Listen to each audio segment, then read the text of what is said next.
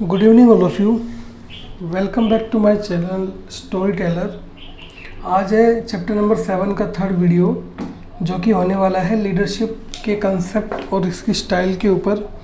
इससे पहले हम 2 वीडियो डाल चुके हैं चैप्टर नंबर 7 के। अगर आपने उनको नहीं देखा है तो आप वीडियो के एंड में आपको दिख जाएगा, वो वहाँ से आप जाके क्लिक करके देख सकते हैं। साथ में चैनल के ऊपर प्लेलिस्ट दे रखी है, वहाँ से भी आप इस वीडियो को देख सकते हैं। और अगर आप हमारे चैनल पर नए हैं तो चैनल को सब्सक्राइब करना ना भूलें। तो चलिए देर ना करते हुए वीडियो को शुरू करते हैं। सबसे पहले बात आती है मीनिंग ऑफ लीडरशिप। लीडरशिप का मतलब क्या होता है, फिर जानेंगे फीचर्स के बारे में, ऐसे करके आगे चलेंगे। तो देखिए मीनिंग क्या होता है लीडरशिप का। It refers to influencing others, दूसरों को प्रभावित करना इन सच ए मैनर, इस मैनर में कि लीडर उनसे अपना काम करवा ले। It refers to influencing others in such a manner to do what the leader wants them to do। यानी कि उन फॉलोवर्स को ऐसे इफेक्ट करना, ऐसे इन्फ्लुएंस करना जिससे कि लीडर उनसे अपना काम करवा ले। क्या होता है? लीडरशिप होता है। देखिए थोड़ा सा मैंने इसके अंदर ना छोटा लिखा हुआ है। क्यों लिखा हुआ है? क्योंकि टॉपिक हमने पूरा कवर किया है। तो इसके लिए बेस्ट रिजल्ट के लिए आप क्या कीजिए, वीके पब्लिकेशन की बुक लेके बैठिए, ताकि आपको हर टॉपिक अच्छे से कवर हो सके। अब बात करते हैं फीचर्स ऑफ लीडरशिप के ऊपर। तो इसके हमने 5 फीचर बताए हुए। पहला, इन्फ्लुएंसिंग प्रोसेस। तो लीडरशिप क्या है? दूसरों को प्रभावित करने की एक प्रोसेस है। इसके अंदर क्या करता है, एक लीडर जो होता है अपने फॉलोवर को इन्फ्लुएंस करता है, प्रभावित करता है, जिससे जो फॉलोवर्स है उसको फॉलो करते हैं और जैसा वो कहता है उनसे वो करवा सकता है। दूसरा, बिहेवियर चेंजिंग प्रोसेस है। तो leadership has the power to change the behaviour of their followers. यानी कि लीडरशिप के अंदर वो पावर है जिससे कि उसके फॉलोवर के बिहेवियर को इजीली चेंज किया जा सकता है। And a manager who has this ability gets a better work performance from his subordinate. और जिस मैनेजर के पास इस तरह की कैपेबिलिटी है लीडरशिप वाली, वो अपने सबऑर्डिनेट से अच्छा काम करवा सकता है। नेक्स्ट आता है interpersonal relation between the leaders and followers. देखिए जो एक लीडरशिप के लिए ज़रूरी चीज़ है वो है लीडर के लिए फॉलोवर्स। ठीक है, अगर फॉलोवर्स नहीं होंगे तो लीडर का कोई भी एग्जिस्टेंस नहीं होता। तो लीडरशिप को मीनिंगफुल बनाने के लिए लीडर्स और फॉलोवर्स के बीच में एक अच्छा रिलेशन होना ज़रूरी है, जिससे कि जो फॉलोवर्स है वो लीडर्स को अपना एक तरह से निजी समझे, उसको उसकी हर बात माने। ठीक है, फॉर एग्जांपल देखिए अभी हमारा जो नेशन है, हमारा जो भारत है, उसका जो लीडर है अभी कौन है? नरेंद्र मोदी है। तो जैसे लॉकडाउन में उसने एक बार कहा था कि भाई दीप जलाओ, ठीक है, या फिर जो वॉरियर्स हैं उनके लिए प्लेट बजाओ आप, ऐसे करके। तो सभी फॉलोअर्स ने वैसा ही काम किया जैसा हमारे लीडर ने कहा था, क्योंकि लीडर जो होता है वो फॉलोअर्स के ऊपर एक छाप छोड़ता है, एक तरह से उनको इन्फ्लुएंस करता है, उनको प्रभावित करता है। तो जैसा लीडर अच्छा होगा वैसे उसके फॉलोअर भी उनको फॉलो करते रहेंगे। नेक्स्ट आता है अचीव द कॉमन गोल्स। तो लीडरशिप का जो फीचर होता है वो क्या होता है? कॉमन गोल को अचीव करना। ठीक है, इसके साथ साथ ऑब्जेक्टिव जो ऑर्गेनाइजेशन के होते हैं वो भी पूरे होते हैं, और जो एम्प्लॉयज़ के ऑब्जेक्टिव है वो भी पूरे हो जाते हैं। नेक्स्ट आता है कॉन्टीन्यूस प्रोसेस। तो देखिए जो लीडरशिप है वो एक दिन में नहीं आती, और एक ही दिन में ज़रूरत नहीं पड़ती उसकी लंबे समय के लिए ज़रूरत पड़ती है, और उसको लंबे समय के लिए सीखा जा सकता है।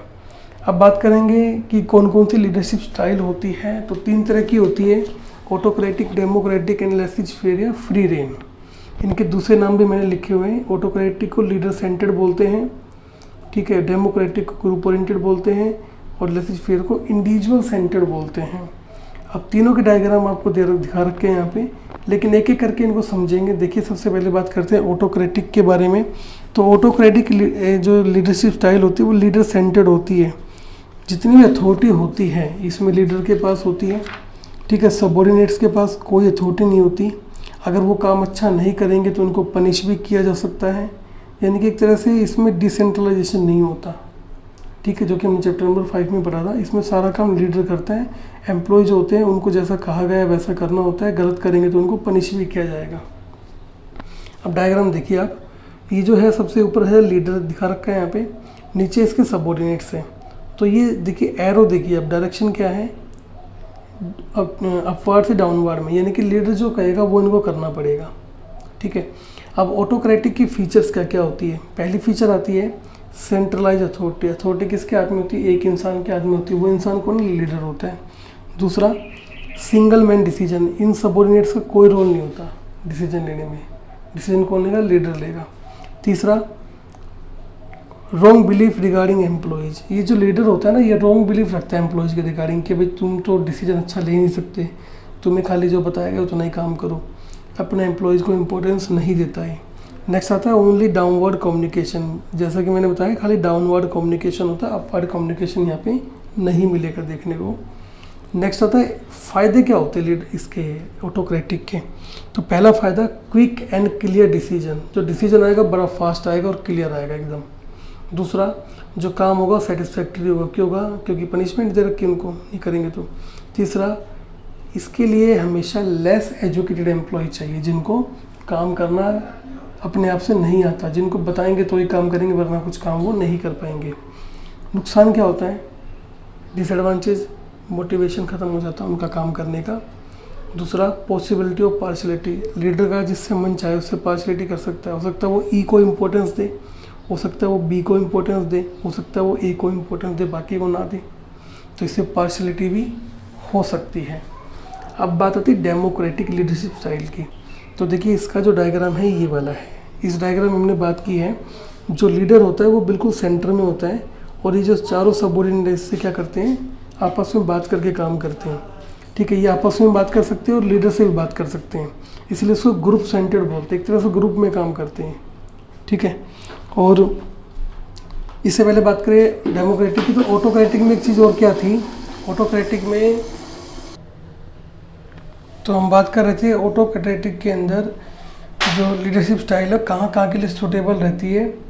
तो देखिए पहला कि जहाँ पे लीडर के पास सबसे ज़्यादा नॉलेज है। दूसरा कि जो लीडर है वो डिसीजन, जहाँ पे डिसीजन लेने के लिए कम टाइम की ज़रूरत हो।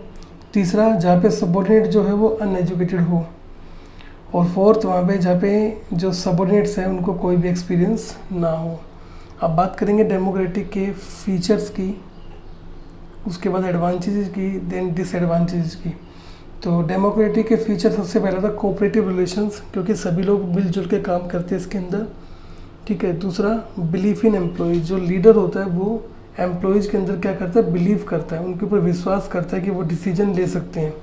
तीसरा, ओपन कम्युनिकेशन होता है कि किसी के पास अगर कोई भी सजेशंस है, आइडिया है, तो वो आपस में ट्रांसफ़र कर सकता है, कोई इसके ऊपर बाउंडेशन नहीं होती।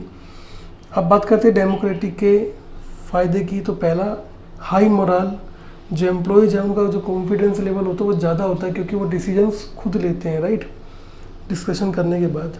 और सेकेंड आता है मोर एफिशिएंसी, उनके जो काम करने की एफिशिएंसी होती है वो ज़्यादा होती है, उनकी जो प्रोडक्टिविटी होती है वो ज़्यादा होती है, क्योंकि वो फुल कोऑपरेशन से काम करते हैं। नेक्स्ट है availability of sufficient time for the work. और इससे क्या होता है कि इस लीडरशिप स्टाइल के अंदर जो वर्कलोड होता है मैनेजर का वो कम हो जाता है, जिससे कि वो दूसरे काम के लिए अपना टाइम बचा सकते हैं। अब नुकसान क्या होते हैं इसके, देखिए इसके लिए आपके पास एजुकेटेड सबऑर्डिनेट्स होना बहुत ज़रूरी है। अगर आपके पास एजुकेटेड सबऑर्डिनेट्स नहीं है तो फिर आप इस लीडरशिप स्टाइल के अंदर काम नहीं कर पाओगे। दूसरा, डिसीजंस जो होते हैं वो डिले हो सकते हैं, क्योंकि सभी लोग आपस में डिस्कस करके डिसीजन लेते हैं। Third, lack of responsibility of the manager, क्योंकि इसके अंदर जो मैनेजर्स हैं उनकी रिस्पॉन्सिबिलिटी कम हो जाती है, क्योंकि जो सबऑर्डिनेट्स हैं वो मोस्टली डिसीजन लेते हैं। ठीक है, सो ये था डेमोक्रेटिक। अब बात करते हैं लेसिज फेयर की। तो देखिए उससे पहले देखेंगे कि जो डेमोक्रेटिक है वो कहाँ कहाँ ज़रूरी है, कहाँ कहाँ सूटेबल है। पहला, जहाँ पे एम्प्लॉयज़ जो मेंबर्स हैं वो स्किल्ड है, जिनको नॉलेज है, ये सीखने के लिए वो बिल्कुल उत्सुक है। दूसरा, जहाँ पे टाइम पूरा पड़ा हुआ है डिसीजन लेने के लिए। तीसरा, जहाँ पे जो लीडर है वो सबऑर्डिनेट को इन्वॉल्व करता है डिसीजन लेने के लिए। नेक्स्ट, जहाँ पे सभी के रोल बिल्कुल क्लियर होते हैं कि कौन क्या काम करेगा। अब लेसिज फेयर के बारे में बात करते हैं, ये बिल्कुल फ्री होती है लीडरशिप। देखिए यहाँ पे लीडर का कोई भी रोल नहीं होता, ठीक है, बस जब इनको लगता है कि इनके डिसीजन में कुछ दिक्कत है तो वो उससे कंसल्ट कर सकते हैं, ठीक है। लेकिन लीडर जो है वो अपना कोई रोल नहीं दिखाएगा, वो उनको बिल्कुल फ्री छोड़ देता है डिसीजन लेने के लिए। तो इसके अंदर इसको हम इंडिविजुअल सेंटर्ड भी बोलते हैं। अब इसके फीचर क्या होते हैं? पहला फीचर कि ये जो लीडर है ये अपने सबऑर्डिनेट पे पूरा बिलीव करता है, ठीक है, और इसके अंदर जो डिसीजन होता है वो बिल्कुल इंडिपेंडेंट होता है।